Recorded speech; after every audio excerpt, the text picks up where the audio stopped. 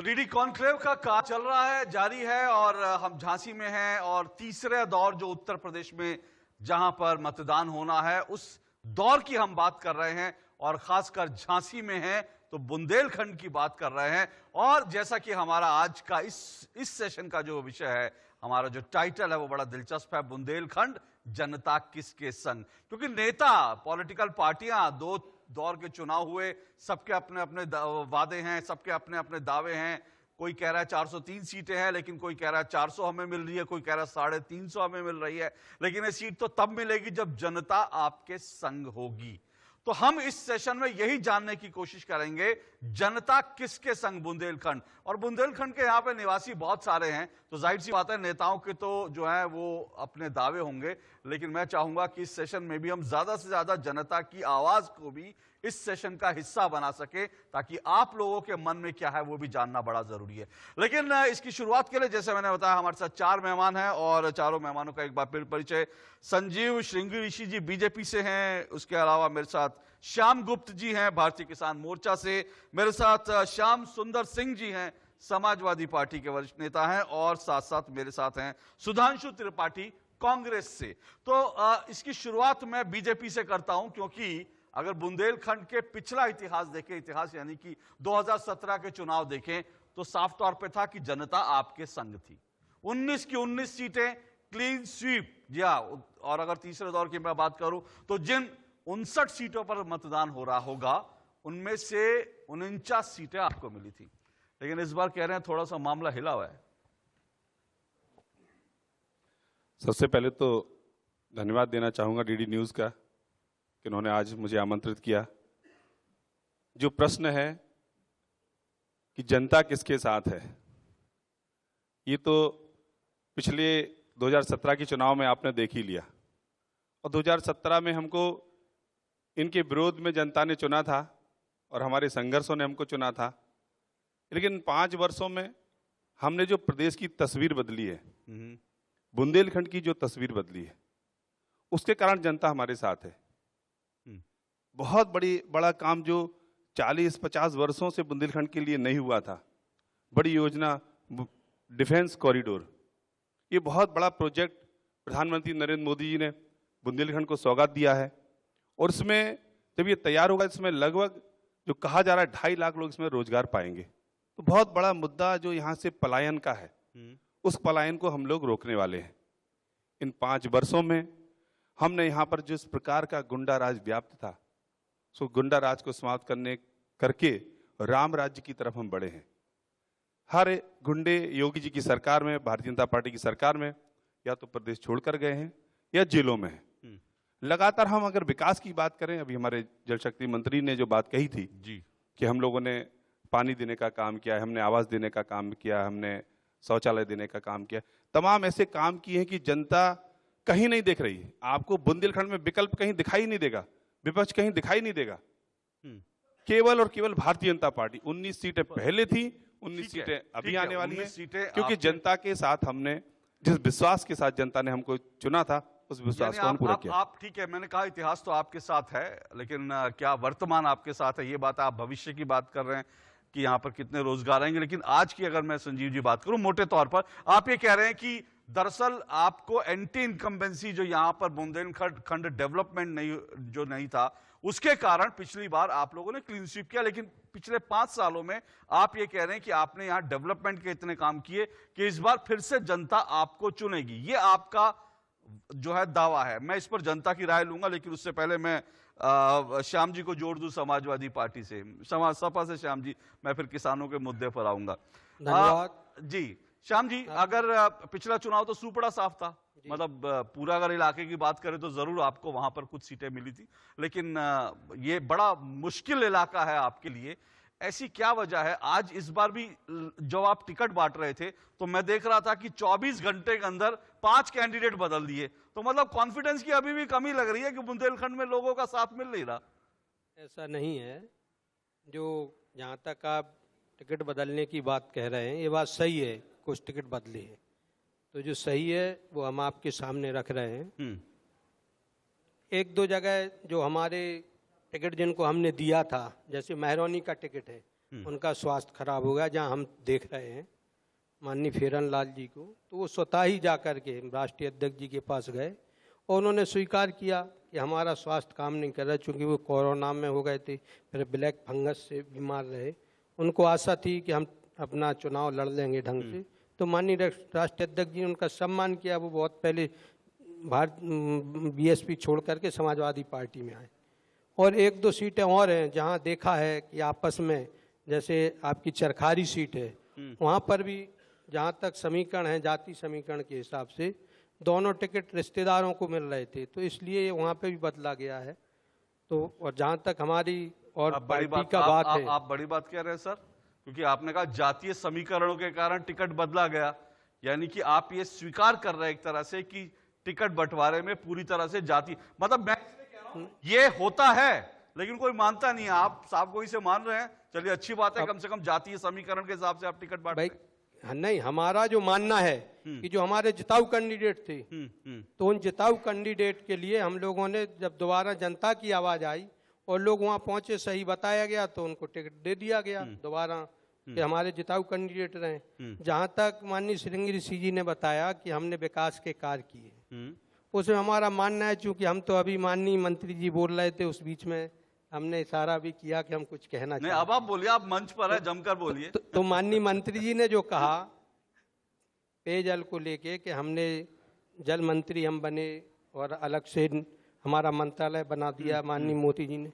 तो हम पूछना चाहते, माननीय श्रृंगेरी सिंह जी बैठे हैं, ये जो हमारे पूरे बुंदेलखंड में अभी पिछले दिनों माननीय मोदी जी आए थे, हमारे देश के प्रधानमंत्री जी आए थे, और उन्होंने कई शिलान्यास किए और कई उद्घाटन किए। उन्होंने ये भी नहीं देखा कि जो हम उद्घाटन करने जा रहे हैं, जिसमें समाजवादी पार्टी ने शिलान्यास भी कर दिया, उसका उद्घाटन भी कर दिया, तो उद्घाटन का उद्घाटन कर गए। जैसे लहचूरा बांध है, लहचूरा बांध समाजवादी पार्टी ने बनाया, समाजवादी पार्टियों के समय में बना है। पहली गवर्नमेंट थी जब मुलायम सिंह जी मुख्यमंत्री थे, तो उस समय उसका शिलान्यास हुआ। दोबारा जब अखिलेश जी मुख्यमंत्री बने, तो माननीय शिवपाल सिंह जी यहाँ के हमारे जल मंत्री थे, तो उन्होंने उसका उद्घाटन किया। और उस लहचूरा बांध से जो हमारी अर्जुन सहायक परियोजना निकली है, जो नहर निकली है, उससे हमारा चंद्रावल डैम बना, डैम भरने का, कवरई बांध भरने का, और अर्जुन सहायक बांध जो है उसको 3 बांधों को भरने का काम समाजवादी पार्टी की देन थी और उन्होंने योजना बनाई थी। आप कह रहे हैं कि जिसका, वहां में संजीव जी जवाब देंगे, मैं आप ये कह रहे हैं कि जिसका उद्घाटन मुलायम जी ने किया, हाँ, शिवपाल जी ने, हाँ, और उसके बाद जो है अखिलेश जी ने चालू कर दिया, उसका उद्घाटन इन्होंने कर दिया। जी संजीव जी, ये क्या गालमेल बड़ा चक्कर है? देखिए, सरकार हमारी चली गई, समाजवादी पार्टी की सरकार चली गई, कुछ काम उनके समय में चल रहे थे, लेकिन सरकार जाने के बाद भी उद्घाटन यही करना चाहते हैं। समस्या यहाँ है, भाई काम हमने पूरा किया है तो सरकार होगा, तो सरकार के अनुयायी लोग उसके उद्घाटन करेंगे। योजना तो पूरी हो गई थी, वो योजना कहीं पूर्ण नहीं होती। अभी हमारे जल शक्ति मंत्री सारी चीजें, लहचूरा बांध, पथरई बांध, सबके बारे में बता रहे थे। सारे बांध आधे काम के पड़े हुए थे, सारा काम हमने पूरा किया। जिनका काम हमने पूरा किया उनका उद्घाटन हमने किया। हो सकता है अगर हमसे पहले आप बात कर लेते तो मैं बात रखता, हो सकता है आप लोगों से ही करा देते हैं माननीय मोदी जी से बात करके।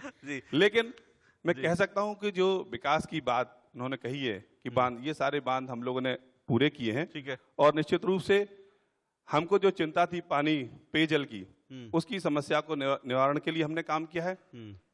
32,000 करोड़ की जो हमारी बुंदेलखंड की योजना है, हर घर नल, हर घर को पानी, और पानी भी प्यूरिफाइड पानी, उसके प्लांट लगेंगे। जैसा पानी हम लोग मिनरल वाटर में पीते हैं, ठीक है, ऐसा पानी घर घर जाकर पानी मिलेगा। चलिए ठीक है, उन योजनाओं पर बात हुई तफसील से, लेकिन मैं त्रिपाठी जी को, हाँ, एक ही बांध नहीं है, थोड़ा 1 मिनट और कहना चाहते हैं कि एक ही बांध नहीं है, जो देवरी बांध जो बना है झांसी में, वो भी समाजवादियों की देन है। आप कह रहे हैं इसके बाद जो एरच बांध अभी जो चल रहा था, वो समाजवादी पार्टी ने शिलान्यास किया। अब जब भारतीय जनता पार्टी की सरकार आई तो उसको बांध को रोकने का काम किया जांच के तौर पर। मैं तो ये कहना चाहता हूं कि आप जांच करवाइए, बिल्कुल अच्छी बात है, और जांच में जो दोषी हों उनके खिलाफ कार्रवाई होनी चाहिए। लेकिन जो योजना है, अगर योजना रुके रहेगी, उसमें गवर्नमेंट का पैसा लगा हुआ है, गवर्नमेंट के पास जो पैसा होता है वो सरकार का होता है, सरकार के पास जो पैसा जाता है आम जनमानस का होता है। सरकार भले ही किसी की हो, लेकिन जनमानस का पैसा होता है, तो उसका जनमानस को फायदा भी मिलना चाहिए। ठीक है। अब आप 5 साल से रुकवाएं, अभी योजना जब शुरू होगी तो 1500 करोड़ और एक्स्ट्रा बढ़ तो श्याम जाएगी। जी, फिर सवाल ये मन में उठता है कि आपने अगर यहाँ पे इतना देखिए, भारतीय जनता पार्टी जो है वो झूठ बोलने की पार्टी है।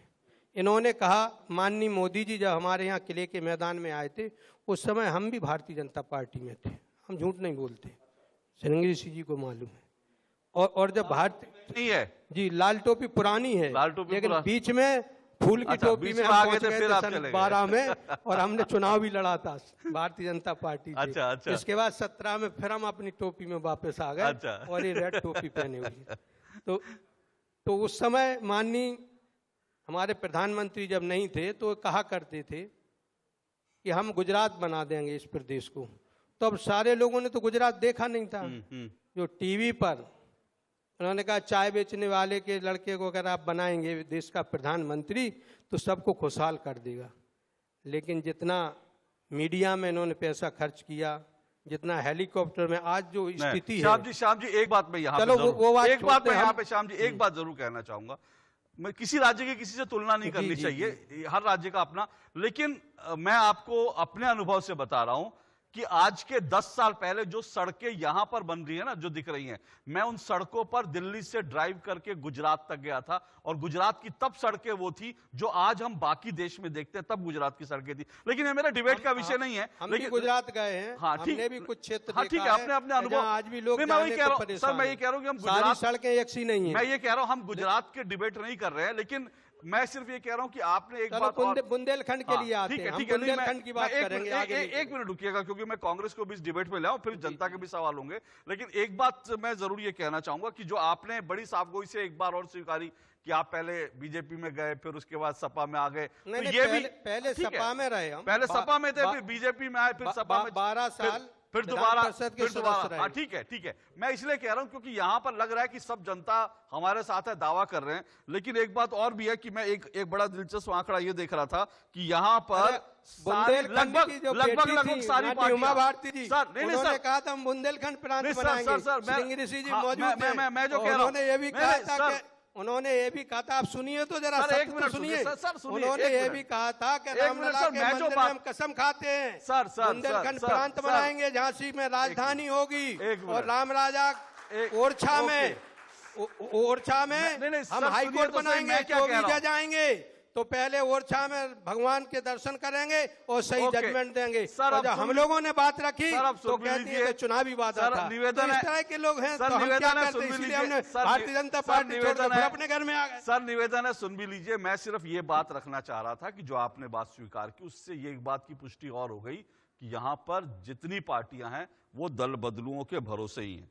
क्योंकि मैं जो देख रहा था वो आंकड़ा ये था कि 5 डिस्ट्रिक्ट में 13 जो सीटें हैं वो 9, उन 13 में से 9 सीटों पर इधर से उधर जो दल बदल करके गए वो लोगों को टिकट मिला। तो मतलब दावे आप कुछ भी करते रहे, लेकिन हर पार्टी दल बदलुओं के भरोसे दिखती है। लेकिन मैं त्रिपाठी जी को इस डिबेट में पहले ले आऊं, फिर मैं दूसरे वाले श्याम जी के पास आऊंगा और फिर जनता के सवाल भी होंगे। त्रिपाठी जी, मैं देख रहा था कि यहां पर जो कांग्रेस की कुछ सभाएं हो रही हैं उसमें नारे लग रहे हैं कि कांग्रेस आ रही है। कहां आ रही है सर? देखिएगा, कांग्रेस प्रयासरत है यहाँ आने के लिए, और मैं आपको बताऊं कि कांग्रेस की यूपीए 1 और यूपीए 2 ये दोनों जो सरकारें थीं, अगर बुंदेलखंड से किसी ने कंसर्न किया है तो हमारे नेता आदरणीय राहुल गांधी जी ने। अब भी आप देखिएगा, प्रियंका जी ने पूरा फोकस किया है। ललितपुर में जब खाद के डिस्ट्रीब्यूशन को लेके कोई लाइन में था और उसके साथ कुछ हुआ तो यहाँ प्रियंका गांधी जी ही आई। एक सशक्त विपक्ष की भूमिका हम लोग निर्वहन करने की पूरी ईमानदारी से कोशिश कर रहे हैं। मैं आपको बहुत स्पष्ट रूप से बताना चाहूँगा, 1989 के बाद उत्तर प्रदेश में सरकारें जरूर बदली हैं, कभी भाजपा की, कभी सपा की, कभी बसपा की, लेकिन जो एक राजनीतिक चाल चरित्र और चेहरा है, मैं आपको बताऊं, उसमें कोई बदलाव नहीं हुआ है। यहाँ आप बुंदेलखंड में देखिएगा बालू का दोहन, आप किसी पार्टी का 1989 के बाद का जनप्रतिनिधि देखिएगा, करोड़ों की संपत्ति, बड़ी बड़ी गाड़ी, एसयूवी, ये कहां से आ गया?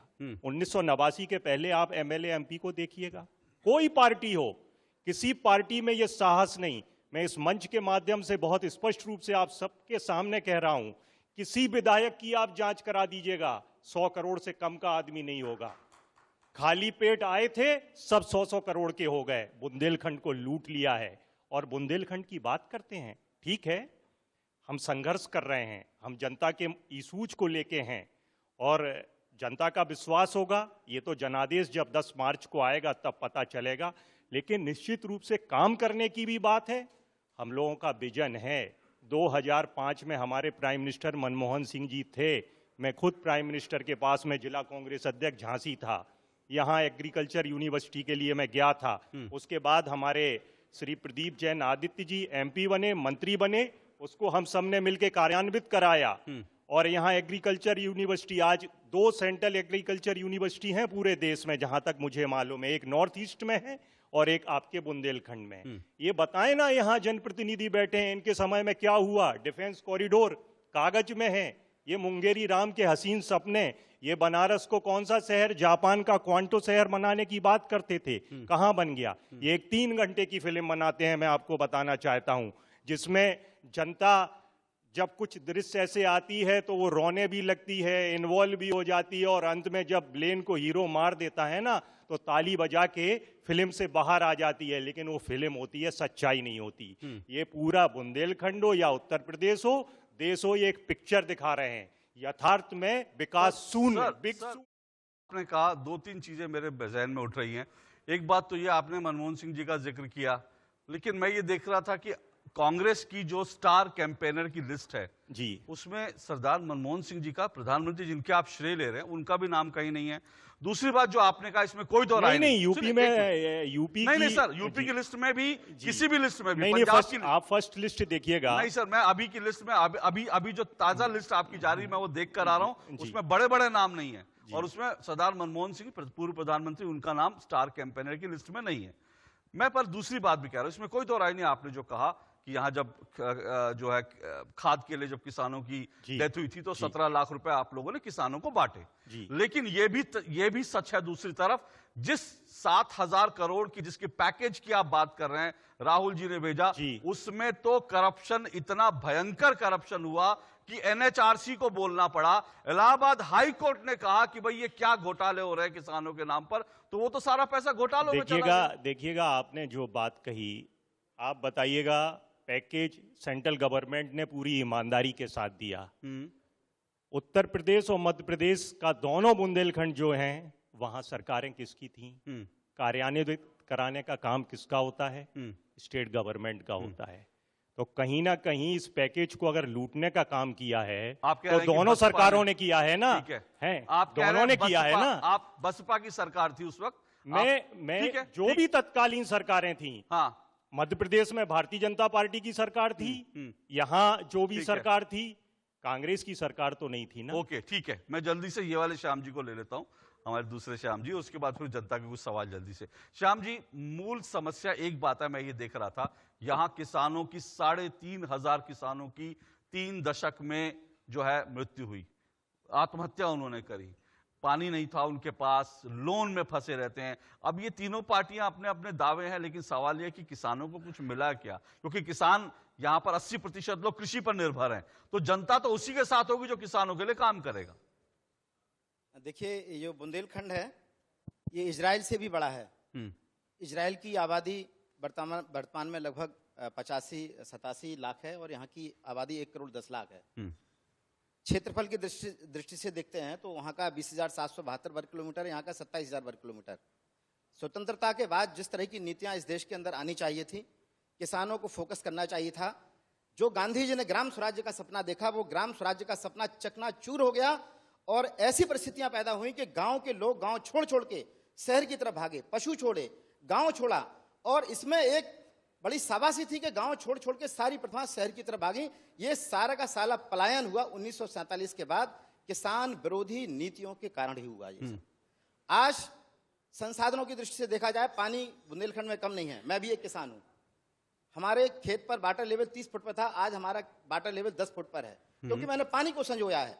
जिस पशुधन की बात हो रही है, पशुधन को हम केवल, जैसे गौवंश हमारे देश की समृद्धि हुआ करती थी, मैं बचपन में था, घरों घरों में हमारे यहाँ बैल रहते थे, गाय रहती थी।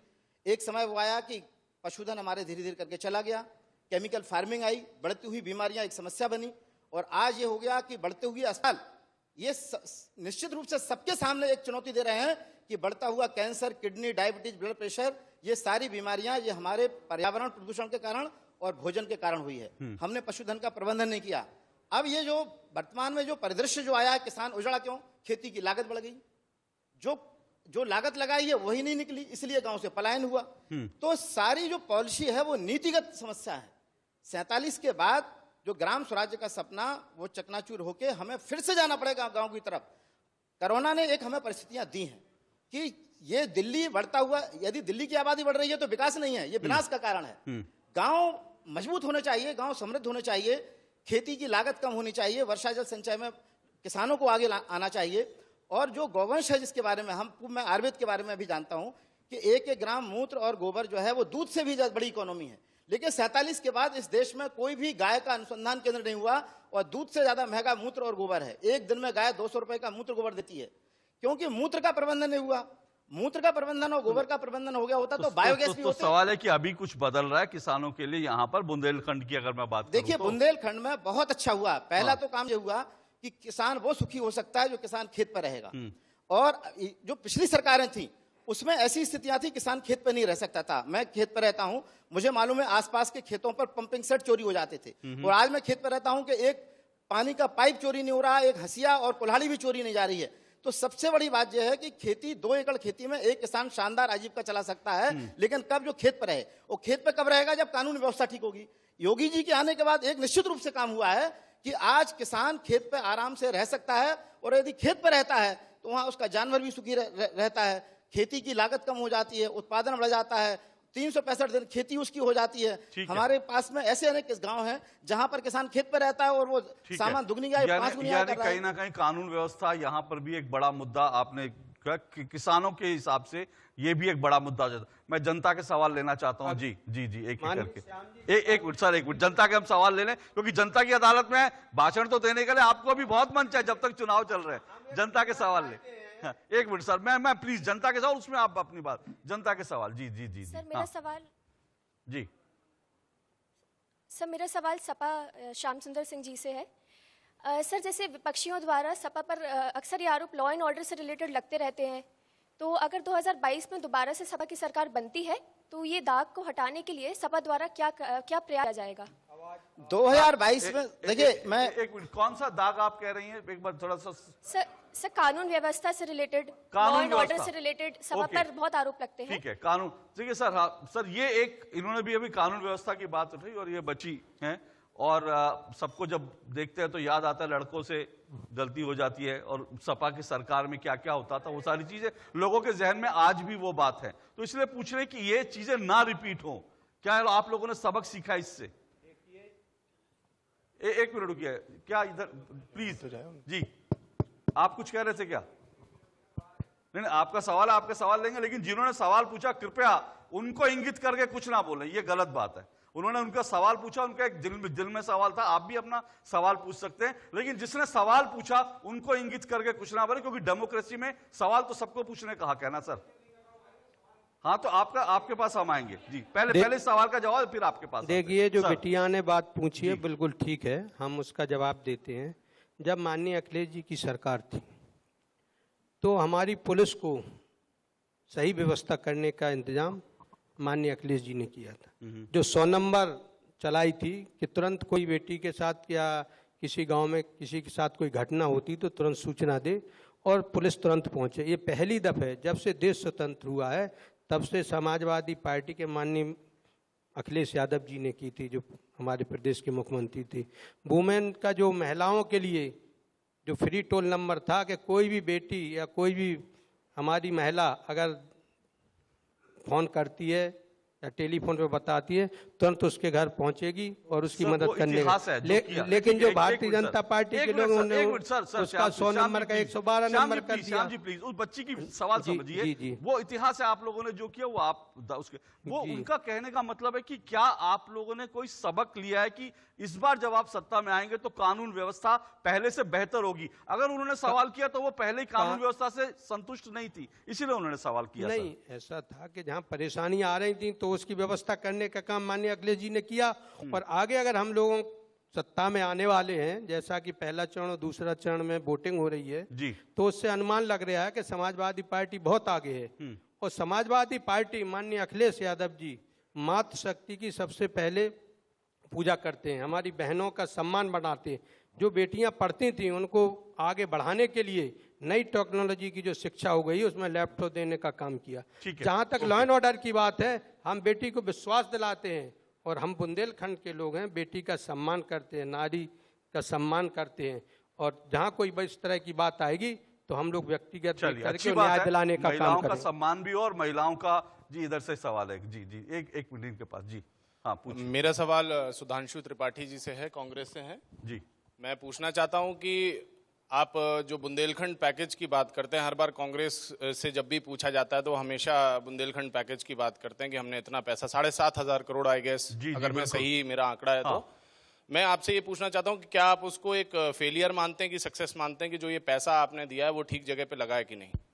ठीक बात है। ये एक सवाल देखिएगा, त्रिपाठी जी, ये देखिए, आपने बड़े, जब मैंने सवाल पूछा आपने बड़े उससे कहा कि भाई हमने दे दिया कि अब राज्य सरकार ने घोटाला किया। तो सवाल है कि केंद्र सरकार जब पैसा भेजती है, क्योंकि मैं फिर याद दिला रहा हूं कि 2008 में ही शायद राहुल जी ने बुंदेलखंड में अपने पिताजी की बात दोहराई थी। उन्होंने कहा कि दिल्ली से 1 रुपया चलता है, 18 पैसे पहुंचते हैं, तो 15 पैसे पहुंचते हैं। तो सवाल है कि अगर 2008 तक आजादी के बाद 1 रुपया भेजकर आप सिर्फ 15 पैसे पहुंचा पा रहे हैं, तो फिर सवाल तो उठेंगे ना सर। श्रीवास्तव जी, आपने भी साथ में शुक्ला जी के साथ सवाल आपने जोड़ दिया।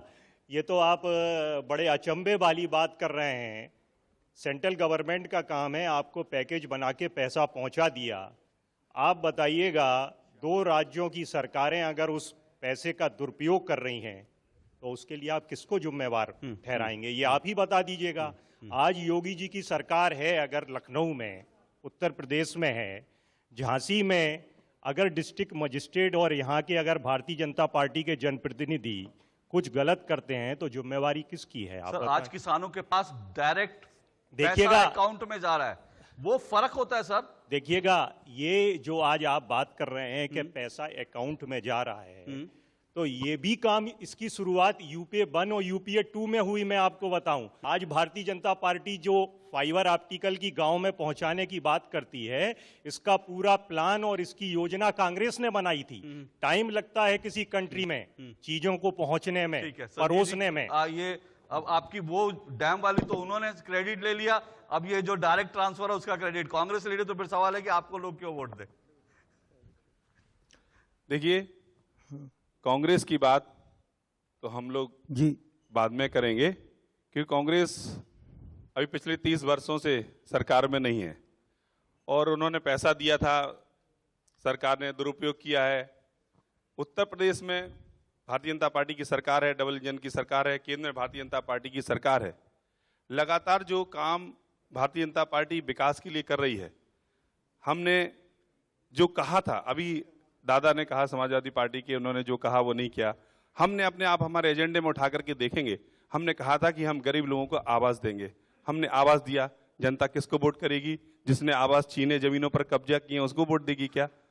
हमने लोगों को शौचालय बनाए, महिलाओं की इज्जत का ख्याल रखा। महिलाओं शौच के लिए जाते समय उनके बलात्कार हो जाते थे, ठीक है, उनको वोट देगी क्या? ठीक है सर, हमने सिलेंडर बांटा, ठीक है, हमने गरीब महिलाओं को सिलेंडर दिया, ठीक है, उनके ठीक है। घर में चूल्हा जलाया। वोट ठीक है किसको सर, मिलेगा? ओके, हमने मेरे पास- बिजली दी, मेरे हमने पास बिजली समय इतना ही है दी, सर। 24 घंटे बिजली मेरे दी। पास समय वोट इतना ही हमें है सर। देंगे या 12 मैं घंटे माफी बिजली जो चाहता हूं, देते मेरे थे पास उनको समय वोट इतना ही देंगे। है। हमने गुंडा राज को समाप्त किया। महिलाएं 12 बजे ठीक है सर, हर पार्टी घर के से निकल अपने सकती अपने हैं। दावे वोट हैं हमको देंगे या और उनको जी देंगे। जी, ओके ओके ओके, हर पार्टी सकता हूं कि बहुत आपने बहुत जो शुक्रिया सिलेंडर सर। दिया, जो काम सर किया है, समय मेरे पास महिला समय की बलवा मर्यादा दिया, है, 300 रुपए का समय की सिलेंडर, मर्यादा 1000 है, का समय कर की दिया, मर्यादा है। रामराज बहुत शुक्रिया। हमारा ये चर्चा चलती रहेगी, अभी रात तक यहाँ पर बात होगी। जो सवाल रह गए हैं हम अगले सेशन में उनको लेने की कोशिश करेंगे, लेकिन फिलहाल मेरा निवेदन है कि आप सब लोगों से कि ओके इस सेशन में इतना ही। बहुत बहुत शुक्रिया, बहुत बहुत आभार, और हम जल्द अगले सेशन में एक बार फिर नए सवालों के साथ, नए पैनल के साथ एक बार फिर जुड़ने जा रहे हैं। जनता के सवाल जारी रहेंगे, लेकिन फिलहाल इस सेशन में इतना ही। बहुत बहुत शुक्रिया।